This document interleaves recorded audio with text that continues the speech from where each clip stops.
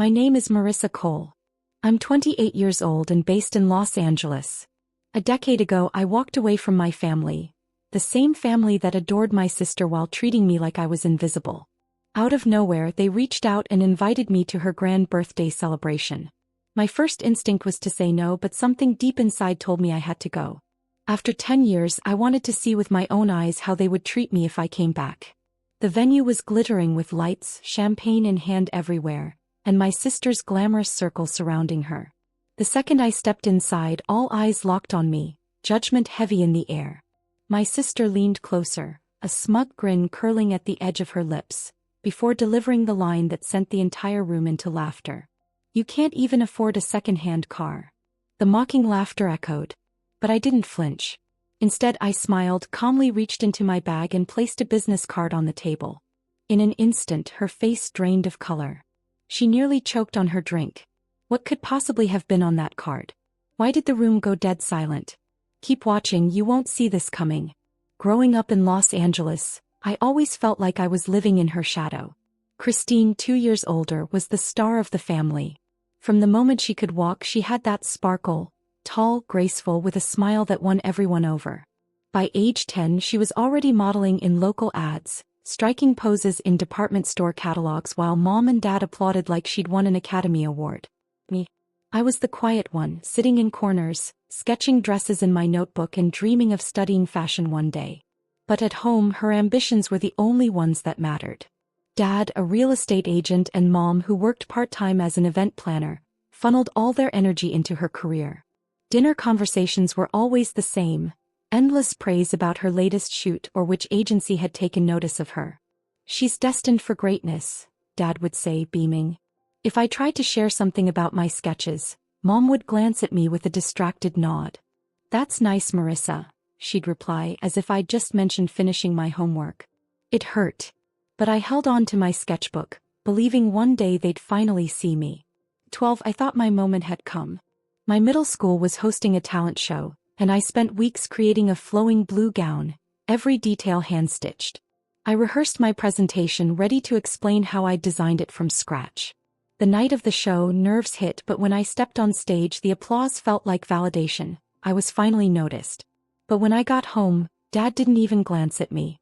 "Good effort," he muttered, eyes still buried in his newspaper, before turning to Christine. "Your audition's tomorrow. We'll make sure you're ready." My heart sank. My moment didn't matter. By high school the gap between us had only grown. At 16, Christine was landing big modeling jobs, her face plastered across LA billboards. Mom would chauffeur her to auditions while I rode the bus home, piecing scraps of fabric into practice designs. I kept telling myself I'd make it to fashion school. When I was 17 I finally gathered the courage to ask for help. I'd found a design course at a local college. Tuition, $10,000. Nervous, I handed Dad the brochure. "This could be my start," I said, voice trembling. He glanced once, then sighed. "Marissa, all our savings are going toward your sister's Paris training. He has a real shot at the big time. You understand, don't you?" I didn't. I nodded, but inside I was breaking. Mom wasn't any kinder. She'd brush me off with, "Your sister's career is certain. Designing is a risk." I wanted to shout that I had talent too, that my work was worth something. But I swallowed it like I always did. Even my cousins, Gavin and Hunter, made sure I never forgot my place. At family dinners, they'd mock me for sewing while showering Christine with compliments over her magazine covers. "You're still playing with fabric scraps?" Gavin would laugh. Hunter would smirk. "Try something realistic for once." Even Aunt Gloria, arriving with her pies, would smile and say, "It's sweet how you support your sister's success." Support. That was all I was to them. Never seen, never celebrated. The breaking point came at 18, right before graduation. Christine had just signed with an agency in Paris, and my parents threw a massive party in her honor. Neighbors, friends, everyone was there raising a toast. I stood in the shadows, quietly watching.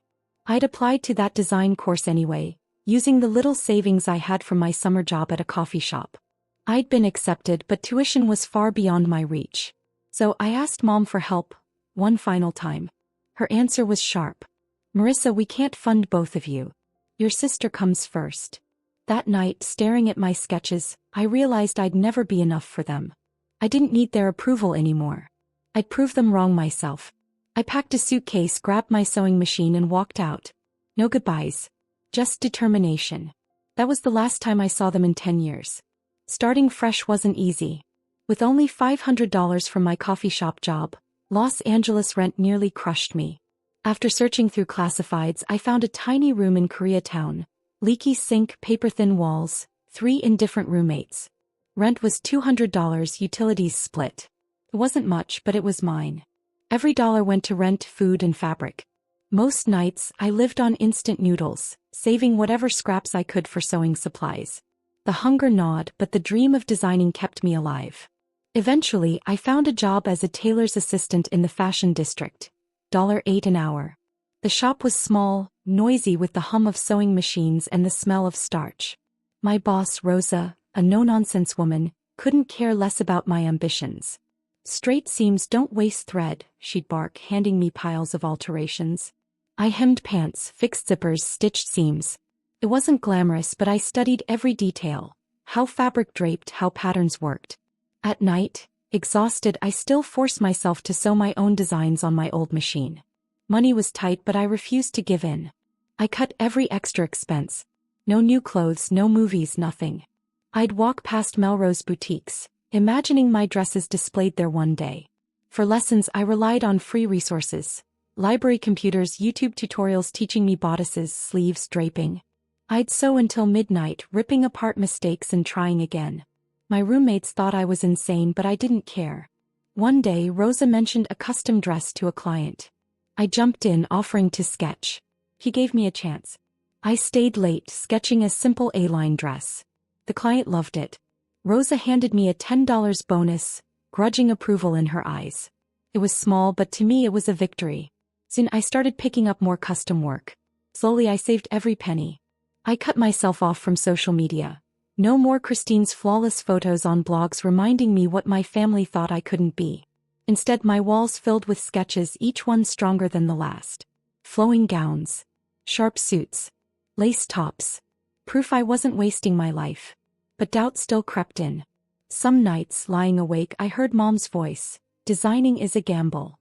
I'd remember Dad's dismissive, nice effort. And my resolve would harden. This wasn't about them anymore. It was about me. I entered design contests, submitting sketches anywhere I could. Most sent rejections. But one small community event accepted me. I worked for weeks on a dress, using cheap fabric, stitching until sunrise. When it won third place, I cried. Not for the $50 prize, but because someone finally noticed my work. By year's end, I'd saved enough for a used laptop, $300 from a pawn shop. It was slow, but it unlocked free courses and webinars. I devoured everything: pattern making, advanced sewing. My skills grew, my confidence grew. I wasn't just scraping by. I was building a future. The fashion district became my school. The shops, the fabrics, the people, it taught me more than any class ever could. And I didn't know it then, but those endless nights of sewing alone were the very foundation of everything I was about to become. I was still a nobody sewing hems in a dusty little shop, but I was learning, improving, and refusing to give up. A year after leaving home, I was still stitching away in the fashion district, teaching myself design through YouTube tutorials. My life felt like it was stuck on repeat. Work, sleep, repeat. No real progress. But that all shifted the day Elaine Harris stepped through the door. She was the new owner, a sharp-eyed woman in her 50s with a direct attitude and a gift for spotting hidden talent. I didn't realize it then, but she would become the mentor I had been longing for. My old boss, Rosa, had retired, leaving the shop in disarray. Orders piled up and I was drowning in alterations. Then came Elaine, her heels clicking on the floor as she scanned the clutter. "This place needs structure," she said in a clipped voice. I kept my head down, expecting another strict overseer. But when she caught me sketching during a break, she didn't scold. Instead, she leaned in and said, "Show me more." Nervous, I opened my notebook, revealing dresses and jackets I'd drawn late at night. Her eyes narrowed, not in disapproval but in curiosity. "You've got something," she said. "Don't waste it." Elaine didn't just say things, she acted. She began teaching me not only sewing but true design. After hours, she pulled out old pattern books, showing me how to transform sketches into workable templates. Design isn't only art, she'd remind me, tapping the ruler. It's math, detail, and courage. I absorbed everything, staying late to practice cutting fabric under her sharp gaze. She taught me draping muslin, correcting seams for perfect fits, and choosing fabrics that carried a story. My hands steadied. My ideas grew bolder. For the first time, I felt like I was moving forward, not just surviving. But Elaine didn't stop there. She noticed my knack for numbers and pushed me to learn the business side too. Talent means nothing without strategy, she'd say, dropping invoices on my desk. She trained me to price custom orders, negotiate with vendors, and track every dollar. She quizzed me on profit margins, making me do mental math. $100 fabric, $20 labor. What's your markup? I stumbled at first, but she guided me through. Slowly, the shop became more than just a job. It became my classroom. Elaine's belief in me wasn't gentle. He was tough. She called out every crooked stitch and weak sketch. Do better, she'd snap, tossing back a flawed pattern. But when I finally nailed it, her nod and rare smile felt like gold. That's my girl. Those words carried me through long nights when doubt crept in. I'd think of Mom saying design was just a risky dream, or Kristen's flawless face on billboards, and I'd grit my teeth, determined to prove them wrong. Elaine saw that determination and fueled it. One day she handed me a flyer for a local design contest. Enter, she ordered, leaving no room for debate. I tried to argue. I wasn't ready, I couldn't pay the entry fee, but she brushed it off, slipping me $50 from her own pocket. Pay me back when you win. I spent weeks perfecting my entry, a sleek cocktail dress with delicate embroidery. Elaine stayed late with me, adjusting every detail. When I placed second and won $200, she didn't gush. She just handed me a coffee and said, "Keep going." That small win was proof I could make it. Elaine also exposed me to the industry's darker side. She'd seen hopeful designers swallowed by LA's ruthless fashion world. Connections matter as much as talent, she warned, recounting stories of stolen designs and unpaid clients. She took me to fabric suppliers, teaching me how to haggle without losing respect. Once, a supplier tried to overcharge me, but Elaine's voice cut like steel. "Don't mess with my student." From her, I learned to stand my ground. She dragged me to small fashion events, forcing me to pitch my sketches to boutique owners. I was nervous, stumbling through words, but Elaine drilled confidence into me. Own your work. No one will hand you opportunities. Soon I carried a portfolio everywhere, showing my designs to anyone willing to look. A few buyers took my card, and one even ordered a custom jacket for $300. My first true sale. Elaine celebrated by buying tacos from a food truck. Your first step, she grinned. By the time I turned 20, I wasn't just an assistant anymore. Elaine had sharpened me. My designs were better, my business skills stronger. I was saving, not just to survive but for something greater. I didn't know what yet, but Elaine had given me direction. She never asked for anything in return, but I silently promised I'd make her proud.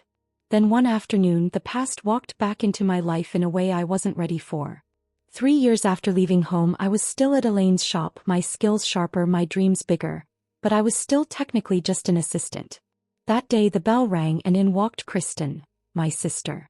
She looked like she'd stepped out of a magazine, draped in expensive brands, oozing confidence. I hadn't seen her since I left, and her sudden arrival felt like a punch to the chest. To her, I was just another shop worker. But for me, old wounds ripped open instantly. Kristen strutted in, heels tapping, holding a sleek red dress. "I need this hemmed by tomorrow," she said, barely glancing at me as she slid it across the counter. My heart pounded. She looked the same, tall, flawless, runway-ready hair.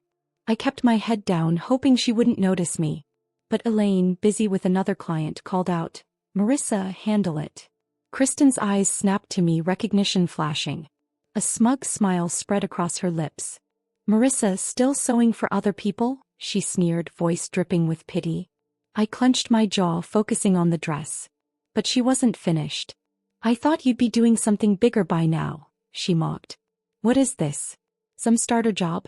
You're what, 21? Still stuck here?" She let out a light laugh, sharp as a blade. I wanted to shout about the designs I'd sold, the competition I'd placed in.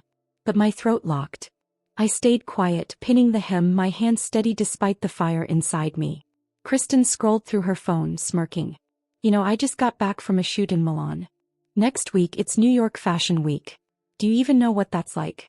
Or are you still playing with scraps? Each word cut into me, reopening old scars. Mom's doubts. Dad's dismissive nods. And now Kristen standing there in $2,000 shoes, belittling me. I could have let her walk away thinking she'd won. But something shifted. I lifted my head, meeting her eyes. It's not about scraps, I said, voice steady. It's about building something real. Her brows rose, caught off guard. Building, she scoffed. You're fixing hems. Don't fool yourself. She tossed her hair, grabbed her purse. Have the dress ready by noon tomorrow. Her heels echoed as she walked out, her words lingering like smoke. Elaine approached once she was gone. Who was that? She asked firmly. I hesitated, then muttered, Pie's sister. Her eyes softened, but she didn't pry. She simply handed me a new pattern. Focus on your work. That's what matters. I nodded, but Kristen's words burned inside me. I wasn't just a shop assistant. I was learning, growing, creating. Her ridicule didn't break me, it fueled me. I wouldn't stay in her shadow forever. That night I stayed late at the workshop, sketching without pause. I let my frustration pour into the page, shaping a daring asymmetrical gown that radiated boldness. Elaine glanced over my shoulder, giving a small nod. That's sharp, she said. Lean into it. In that moment I decided. I wouldn't just silence Kristen's mockery. I'd prove myself to everyone who ever doubted me. My parents, cousins, all of them. I would show them through my craft, not with empty words. The following day, Kristen arrived to pick up her dress.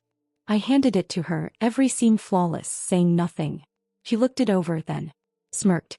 Not bad for a hobby, she quipped, tossing me a $20 tip like it was pocket change. I didn't take it. I only met her gaze, my determination solidifying. This isn't a hobby, I said, voice steady. It's my life. She rolled her eyes and left without another word, but I no longer cared. Her insults would not break me.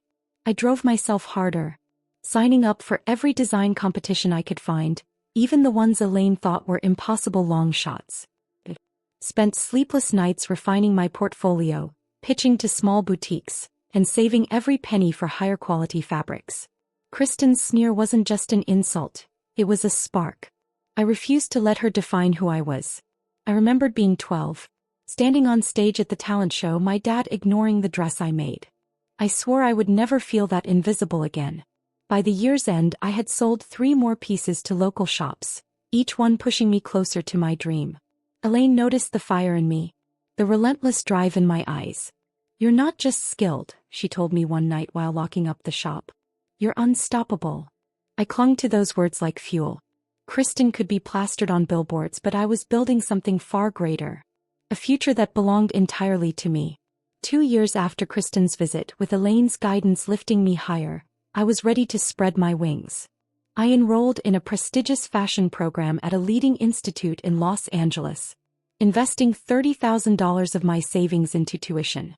The workload was grueling, haute couture techniques, global branding, logistics. But I thrived. Sketching late into the night, my imagination alive with ideas. My professors noticed, one pulling me aside and saying, "Your work burns with energy. Don't hold back." I wasn't just another student. I was carving out my own destiny. Elaine's words echoed within me. Make them feel your vision. I did exactly that, pouring my entire soul into my designs. 24 I launched Cole Designs, my own fashion label, inside a sleek Los Angeles studio buzzing with creativity. With $40,000 saved and a sizable loan, I transformed an empty space into a vibrant workshop filled with sewing machines humming and fabric filling the air with its new scent. My debut collection, 15 avant-garde pieces that combined sharp tailoring with intricate beadwork, hit the scene with force. Boutiques across the U.S. rushed to place orders, and I secured $500,000 worth of deals in just 6 months. A video of my runway show went viral, racking up millions of views, and Vogue named me fashion's newest trailblazer. Then came my biggest break, an invitation to Milan Fashion Week, the stage of dreams. It was a long shot, secured through Elaine's connections, but the $10,000 entry fee was a risk I was willing to take. I poured my heart into a masterpiece, a sculptural gown embroidered by hand, glimmering like a galaxy. In Milan, as my designs floated across the runway before global editors and celebrities, I felt untouchable. The standing ovation thundered through me, and a top Italian fashion house offered me a $1 million partnership to feature my line in their flagship stores. WWD hailed me as the American prodigy, and my Instagram shot past 1 million followers overnight. I celebrated by taking Elaine to a rooftop dinner, her proud nod worth more than every headline. Back in Los Angeles, Cole Designs became a magnet for the fashion elite. My studio buzzed nonstop with buyers from Paris and Dubai, and our revenue surged past $2 million in a year. I built a lean, passionate team whose energy matched mine as we created collections that turned heads.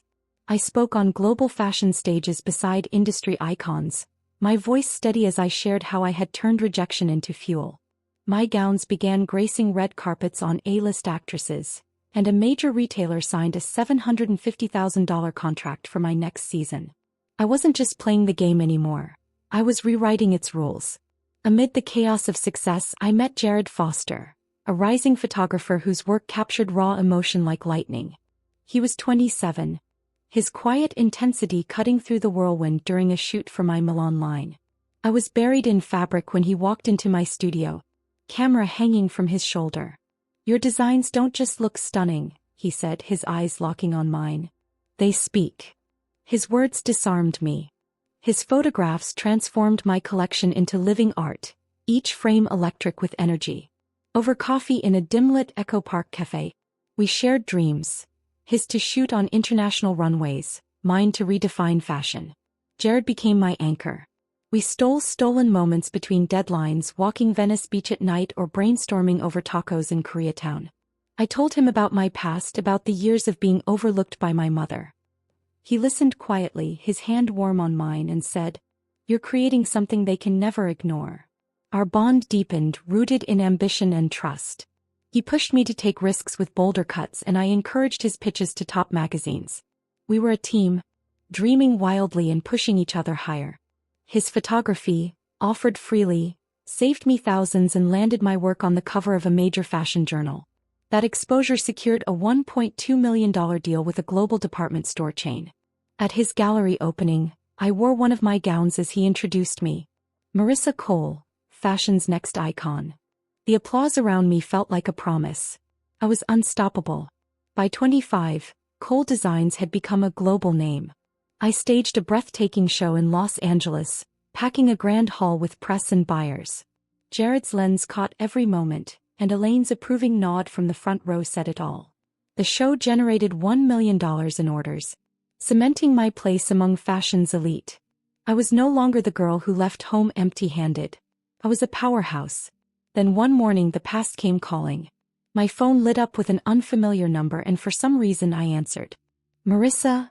a hesitant, familiar voice asked. My chest tightened. It was my mother, Barbara, her tone softer than I had ever heard before. I clutched the phone, my heartbeat quickening as she spoke. "It's been a while. We're throwing a party for Christine's 27th next month. I'd really like you to come." I froze, the air around me suddenly dense. Christine's birthday. The sister who laughed at me in the tailor shop, the one Mom always praised while I was pushed aside. I hadn't spoken to Mom since leaving home. The last time I saw her was through Dad's distant nod. This invite felt like bait, dragging me back into a past I swore I'd left. "Why now?" asked sharply. Mom paused, then replied, "It's a big year. Family belongs together." Her voice sounded practiced, like lines rehearsed. I imagined her standing in the old kitchen, walls lined with pictures of Christine's modeling success, never mine. "I'll think about it," I said, cutting her off before she could continue. Hanging up, my hands trembled. For the rest of the day I couldn't concentrate. My team buzzed through the showroom preparing for a client, but her voice kept echoing. "Why reach out now?" I remembered the sting of her dismissing my passion, calling fashion a risk while Christine's career was always celebrated. The thought of walking into their house, smiling through Christine's celebration, made my chest heavy. I wanted To throw the invitation away, focus on my empire, forget them. But a piece of me wondered what they'd say now, seeing the woman I'd become. That night, I met Jared at our usual diner in Silver Lake, neon lights washing our booth in a soft glow. He noticed my mood instantly, his brown eyes narrowing. "What's wrong?" he asked, pushing aside his coffee. I told him. Everything, the call, the invite, the years of being unseen. Jared listened quietly, his hand steady on the table. "That's a lot," he said after I finished, his tone thoughtful. "Why do you think she's reaching out now?" I shrugged, stirring my tea. Maybe they heard about my career. Or maybe it's just about giving Christine more spotlight. My own bitterness surprised me. Jared leaned in, eyes steady. "You don't have to go," he said. "But maybe you should." "Not for them, for you." I frowned, unsure. "For me." He nodded, brushing my fingers. "You've built something remarkable, Marissa. You're not that ignored kid anymore. Going could be a way to close the door. Prove to yourself you're beyond their shadows." His words pierced something deep, stirring a truth I hadn't faced. I'd been proving them wrong for years, but maybe I needed to see it for myself. Walk into their world without breaking. Quietly I whispered, "What if nothing's changed?" Christine smirking, Mom pretending I don't exist. Jared stayed calm. "Then you leave head high. You don't need their approval. You're not there to please them, you're there to release yourself." He squeezed my hand, warmth grounding me. "You've stood in tougher rooms than this. Think of Milan, those editors hanging on your every word." I couldn't help but laugh, remembering the runway lights. He was right. My name carried weight now. Maybe facing them was the only way to be free. The following week I battled with the choice. Work consumed my hours. Meetings, sketches for my next line, but Mom's call haunted me. I kept glancing at my phone, half expecting Dad's voice, but silence lingered. Jared's belief in me played on repeat in my mind. He wasn't urging me to go for them. He wanted me to take my power back. One evening as we walked along the beach, waves crashing, I finally admitted the truth. Every success I had meant nothing next to Christine's. "I don't want to feel that small again." My voice nearly drowned in the tide. Jared stopped, looking me in the eye. "You won't. You're Marissa Cole, the woman who turned nothing into everything. They can't touch that." His certainty loosened something tight inside me. He was right. I wasn't that girl anymore. I'd built a world they couldn't diminish. Maybe showing up wasn't for them, it was for me. "All right," I said firmly at last. "I'll go. But not for them." Jared smiled, pulling me close. "That's my girl." He whispered against my hair. The next day I dialed Mom back, heart pounding. "I'll be there," I said evenly. She sounded taken aback, her voice faltering. "That's wonderful, Marissa. It'll be at our house, 7 o'clock next month." I didn't ask for details. I hung up, a strange blend of dread and resolve in me. This wasn't about healing, it was about stepping back into the past and leaving unchained. The weeks before the party dragged on, my thoughts torn between deadlines and what waited for me. Jared grounded me with every late-night conversation. I began planning my outfit, something from my collection, a statement of who I'd become. This wasn't just Christine's celebration. It was my moment too. Finally, the night arrived and everything shifted. The evening of Christine's birthday settled over Los Angeles as Jared and I prepared to step back into a life I'd abandoned. I stood before the mirror, smoothing the fabric of a gown for my latest line. Deep emerald, clean lines, subtle shimmer. A quiet declaration of who I was now. This wasn't just a party. This was reckoning. Jared leaned in the doorway watching me. "You look unstoppable," he said with steady pride. I smiled, drawing strength from his certainty. We drove across the city, the skyline giving way to calm suburban streets. Jared's hand rested on the console, his presence keeping me steady. The familiar driveway came into view, string lights glowing against the White House, a ghost of my old world. My heart quickened, but I kept my focus on Jared's calm breath beside me. "You don't need them," he said while parking. "You're here for you." I nodded, brushing the business cards in my clutch. My armor. A quiet proof of the empire I'd built. We stepped out, the cool night brushing against us. Music floated from the house. Lively pop, undoubtedly Christine's pick, blended with the chatter of guests. I adjusted my gown, every seam a piece of my strength. Jared, sharp in his charcoal blazer, extended his arm. "Time to make your mark." His grin eased the knot in my chest. I linked my arm through his, my voice firm despite the nerves. "Let's get this over with." Through the window, I caught sight of Mom, arranging canapes with her usual meticulousness. Her world still revolved around Christine as always. I swallowed the old ache, reminding myself why I was here. Not to win her love, but to prove I'd outgrown her shadow. Jared's hand brushed my back, a quiet anchor. "Stay focused," he whispered. "You've got this." I inhaled deeply and crossed the threshold, the weight of the moment heavy on my shoulders. The house buzzed with laughter, glasses clinking, the air full of life. The living room hadn't changed. Same cream walls. Same photo frames, all celebrating Christine. I spotted Dad stiff near the dining table chatting with a neighbor. He hadn't seen me yet and I wasn't ready to face him. My clutch felt heavy, filled with the proof of who I'd become. Not to flaunt, not yet, but enough to remind me I wasn't the forgotten girl they once dismissed. Mom approached, smiling politely but her eyes distant. "Marissa, you came," she said, her gaze brushing over my gown without comment. The absence of warmth wasn't new but it still pricked. "Nice party," I said flatly. She nodded and turned away, already offering drinks to a guest. No questions, no recognition, the same cold dismissal. Jared brushed my hand, his eyes saying, "You're beyond this." I straightened my shoulders, refusing to sink into her indifference. Tonight wasn't about her. It was about me, facing my past and finally walking away free. We moved deeper into the crowd, Jared's presence steady beside me. Guests swirled, glittering in dresses and polished shirts, all gathered for Christine. I clutched my bag close, my business cards resting inside. My silent anchor. I didn't need to take them out. This wasn't the time to reveal my move.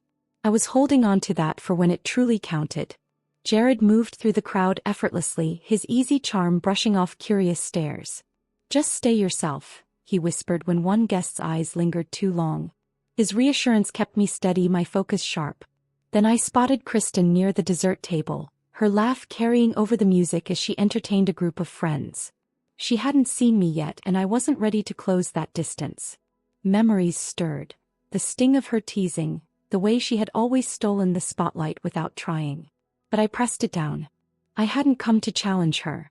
I'd come to stand tall in this place, to breathe its weight without bending. Jared caught the shift in me, his voice low. "You're stronger than this house," he said, his gaze firm. I gave a small nod, my fingers brushing against the clutch, the cards inside a quiet promise. The party hummed on, voices rising above the music. I caught bits of praise for Kristen's latest campaign, Mom's proud laugh, Dad's silent agreement. It was the same rhythm I'd grown up with, but the sting wasn't the same. I had built a life beyond their reach, and tonight was about proving that to myself. Still, the room felt charged, like the hush before a storm. I took a sip of sparkling water, Jared's warmth anchoring me. Whatever was coming, I was ready, not as the forgotten girl, but as the woman who had made her own way. Then Kristen finally turned. Her eyes found mine across the crowded room, narrowing with recognition. The chatter dulled, the air thickening under the weight of our history. She stood by the desserts, her sleek dress glinting under the light, the picture of composure. She crossed the floor, her smile razor-sharp. "Marissa," she said loudly, enough for the room to hear. "I bet you still can't even buy a car with that little job of yours." Laughter flickered among the guests. Her words stung, but I stayed steady, my heartbeat calm. Before I could reply, a man slipped his arm around her waist. "Sean Murphy, Kristen's husband," he announced, arrogance dripping from his tone. His tailored suit and smug grin screamed privilege. He gave me a once-over and sneered. "Didn't think you'd show up. Still scraping by? Or is that dress borrowed?" More chuckles broke out. Mom and Dad watched quietly from the edge, their expressions unreadable. The old ache sharpened. Kristen's cruelty, now amplified by her husband, felt like a rehearsed scene. But I wasn't that overlooked girl anymore. Slowly, I reached into my clutch and drew out a single Cole Designs business card, the gold lettering gleaming under the chandelier. "Actually," I said evenly, handing it to Sean, "I've been doing more than fine." He took the card, smirk slipping as his eyes scanned it. Kristen leaned closer, her brow furrowing. I straightened, Jared's hand brushing mine, his steady support urging me on. The room stilled, tension thick as Sean pulled out his phone, tapping quickly. "Let's see what this really is," he muttered, expecting nothing. Seconds later his expression changed. Eyes widening, lips tightening. He glanced at Kristen, then back at the card, his voice louder as he read. Cole Designs, founded by Marissa Cole, called fashion's rising powerhouse. He hesitated, disbelief heavy. "It says here you closed $1 million deal with a global brand, staged a sold-out Milan Fashion Week show, and dressed celebrities for the Oscars." Silence swept the room, eyes shifting toward me in shock. Mom's wine glass froze midair. Dad's jaw clenched. Kristen's smile collapsed, her face paling. Sean kept reading, his voice sharp with surprise. "Vogue named you the American prodigy. Your brand made $2 million last year with partnerships in Paris and Dubai." He looked up, smirk gone. "This is you?" The question hung heavy in the air, everyone waiting. I nodded, my voice steady. "That's me," I said, the hush breaking under my words. Jared squeezed my hand, his quiet pride burning beside me. That small card had flipped their laughter into disbelief. Kristen tried to mask her falter, her laugh forced. "Anyone can make a card," she said, her voice brittle, missing its sharpness. But Sean ignored her, eyes locked on his phone. "Here's a WWD article," he muttered, almost to himself. "Your designs are stocked in boutiques from New York to Tokyo." His voice cracked, confidence crumbling. "How did you—" He couldn't finish. The crowd murmured, phones appearing, whispers of my name sweeping across the room. Mom stepped closer, her face caught between confusion and regret. "Wait. I didn't know," she said softly, almost like an apology. I met her eyes, calm. "You never asked," I answered, not cruel but edged with years of silence. Dad shifted uncomfortably, gaze sliding away. The walls seemed to close in, the air charged with their disbelief. But I hadn't come for their approval. I was here to show them who I'd become. Jared leaned in, whispering, "You did it." His words wrapped around me like a lifeline. I nodded, the weight of it lifting.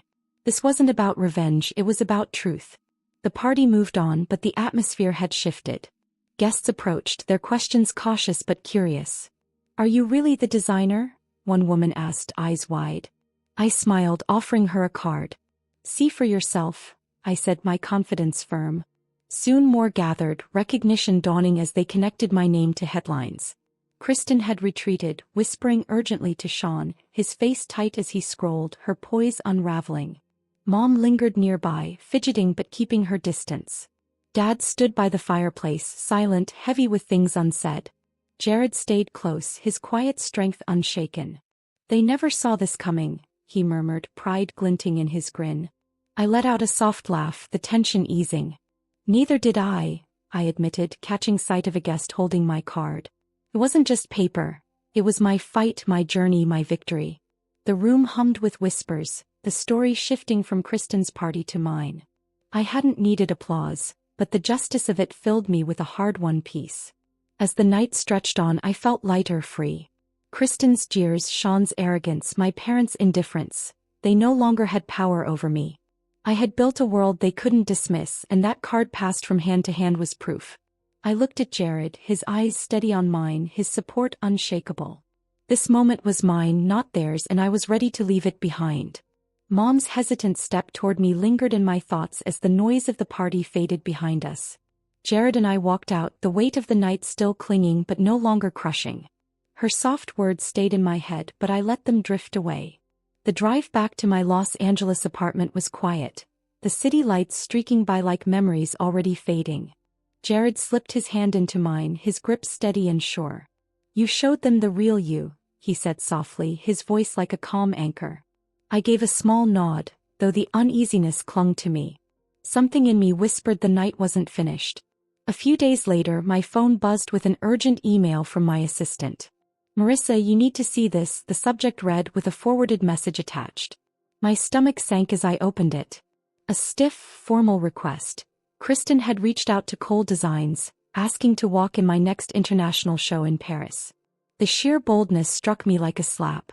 After her mockery at the party, after years of brushing me aside, she thought she could just step into my world? I leaned back in my chair, the hum of the showroom fading into the background. My team was busy preparing the upcoming collection, but this demanded my attention. I called Elaine, my creative director and longtime mentor. Kristen wants to walk in Paris, I told her tightly. Elaine barked a laugh. She has some nerve. Her book is polished, sure, but she's not right for your vision. Too commercial. Not nearly enough edge. I agreed. Then I drafted a courteous but firm reply. Thank you for your interest, Kristen. Unfortunately, your profile doesn't align with the direction of our upcoming show. I hit send, a flicker of satisfaction in my chest. My stage. My rules. But within hours, my notifications exploded. Kristen had taken to social media, posting with venom. Some people fake their way to the top, she wrote on X, tagging my brand. Cold designs? More like cold deceptions. Bet she's still sewing in her garage. The words pierced deep, echoes of insults she'd thrown at me for years. She followed it up with another. Don't fall for the hype. Her empire's a house of cards. Comments poured in, strangers chiming in, her circle amplifying the lies. My chest constricted, but I refused to unravel. Jared found me staring at my phone, my jaw tight. What's wrong? He asked, his brows drawing together. I handed it to him, my hands trembling. She's trying to tear me apart. His face hardened as he scrolled. This is nothing but jealousy, he said flatly. She can't stand the fact that you shine brighter than her. He set the phone aside and rested his hand over mine. What you've built is real, Marissa. She's just noise. His words steadied me, though the sting lingered. This wasn't like before. It was deliberate, public. I checked my brand's account. Her posts were gaining traction and clients were already calling, unease creeping into their voices. I inhaled deeply, letting my resolve settle. Kristen wanted a fight, but I wasn't going to hand her one. I called Elaine again. Don't answer her, she advised, calm and certain. Your work speaks louder. Let her dig her own hole. The temptation to clap back burned in me, but I chose restraint. Instead, I posted a single photo from my Milan show, the gown that had made Vogue's cover, with the caption, crafted with truth, worn with pride. The response was immediate. Support flooded in.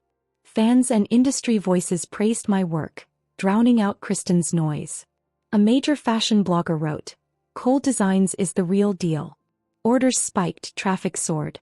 Kristen's smear was crumbling under its own weight. Still, the pain was personal. She wasn't only going after my brand, she was targeting me, the sister she'd always overshadowed. Old wounds ached, but I wasn't that girl anymore. That night, Barbara's name flashed on my screen. I hesitated, then answered coolly. What is it, Barbara? I asked, deliberate. Her voice wavered. Marissa, I saw Kristen's posts. I didn't know she'd do that. Her words rang hollow. You never stopped her before, I said evenly. Why bother now? She fumbled excuses. I cut her short. I'm done, Barbara. Don't call again.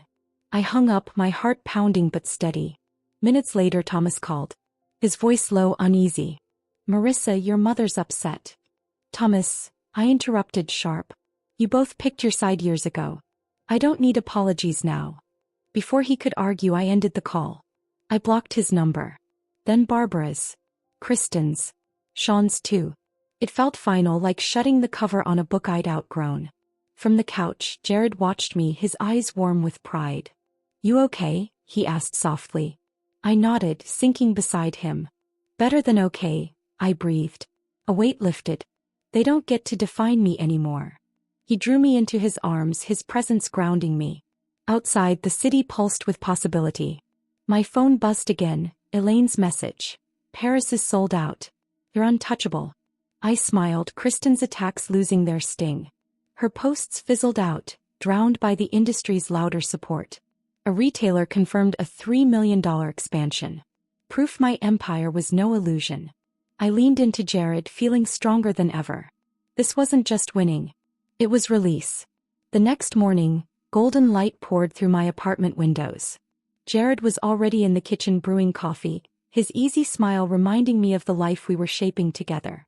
My phone pinged with updates from my team about Paris, but my mind lingered on something bigger. I'd severed ties with Kristen, Barbara, and Thomas. And the silence that followed was freedom. Weeks later, the fallout of Kristen's choices surfaced.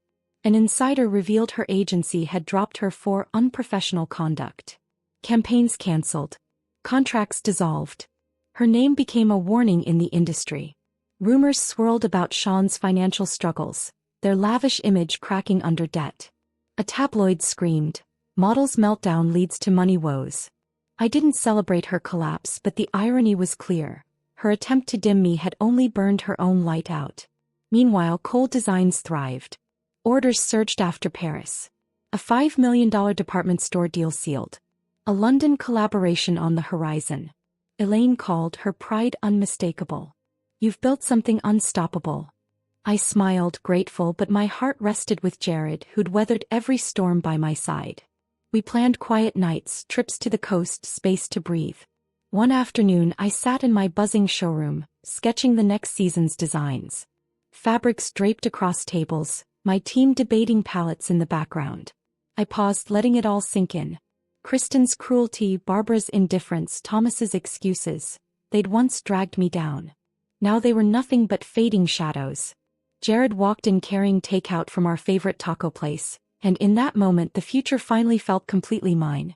"Figured you could use a breather," he said, setting the bag on the table with an easy smile. I chuckled and leaned in, kissing him quickly. This was my real family now. The people who lifted me, who truly saw me. The difference couldn't have been more striking. Christine's world was crumbling. Her desperate posts on X begged for pity, claiming she was misunderstood, but no one was buying it. Fashion outlets tore apart her downfall, pointing to her attack on me as the breaking point. One comment cut straight to the truth. You don't try to destroy someone's reputation and expect to walk away untouched.